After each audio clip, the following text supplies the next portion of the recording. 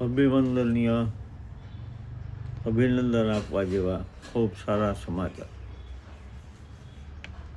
શિક્ષણ જગત સાથે સંકળાયેલા સૌ કોઈને ગૌરવ થાય એવા સમાચાર.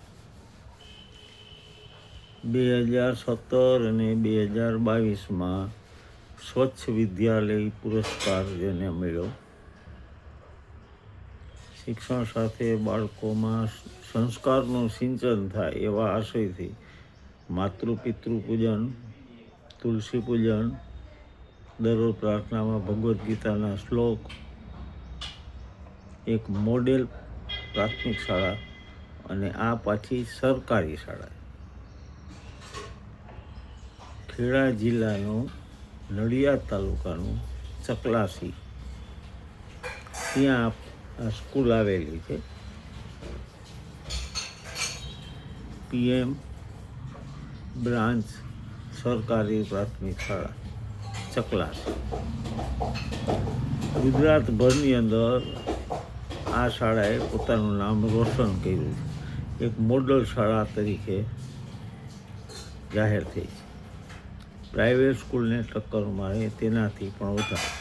સારી વાત એ છે કે સંખ્યા પહેલાં 340ની હતી, આજે 418ની સંખ્યા થઈ છે ને એમાં ઉત્તરોત્તર વધારો થઈ રહ્યો છે. ખાનગી શાળાઓ છોડી અને લોકો અહીંયા આવી ગયા છે અને ત્યારે એનું વેઇટિંગ લિસ્ટ બનાવવું પડે. અહીંયા શાળાના આચાર્ય તરીકે જ્યારે જોડાણા પટેલ સાહેબ, ત્યારે એમને એક સપનું હતું કે ભાઈ મારે શાળાને એવી આધુનિક બનાવવી છે કે બાળકોને શ્રેષ્ઠ શિક્ષણ તો મળે, સાથે સાથે એના સંસ્કાર પણ મળે. દાતાઓના સહકારથી એસી સ્કૂલ થઈ ગઈ છે. સોલાર સિસ્ટમ લગાવવામાં આવી છે. NRI ઘણો અંદર ફાળો આપી રહ્યા છે.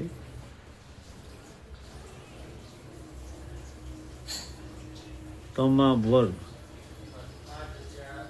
એસી, ઓટોમેટિક બેલ સિસ્ટમ, બધી સુવિધાઓ અને સાથે સાથે સંસ્કાર વ્યવસ્થિત શાળા છે. દર વર્ષે વાર્ષિક ઉત્સવ ઉજવવામાં આવે.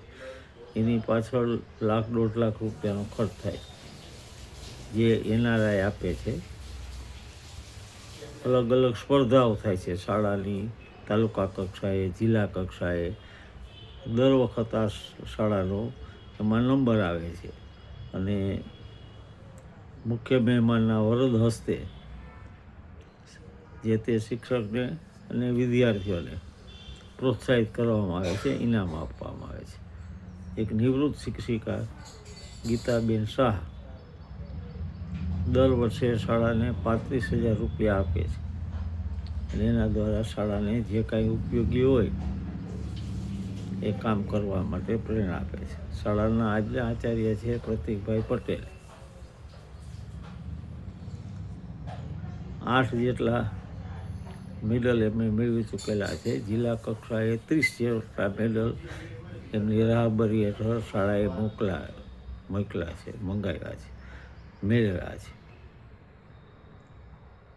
ખરેખર વાઈફાઈ,